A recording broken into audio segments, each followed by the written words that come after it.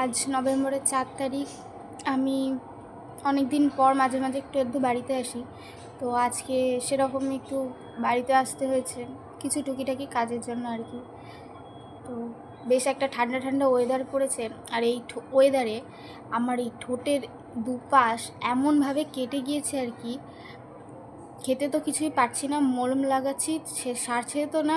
যতই যাই খেতে যাই, হা করতে গিয়ে সেই ফাটা হয়ে যাচ্ছে।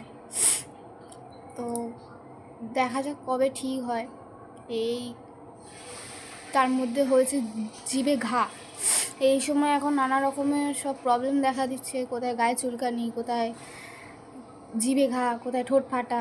এমনি তো শীতকাল পড়ছে, ঠোঁট তো ফাটেই, তার মধ্যে এই সময় আরোই সব নতুন নতুন সব আইটেম দেখা দিচ্ছে। তো যাই হোক, আর তো কিছুদিনের অপেক্ষা, দেখা যাক কী হয়।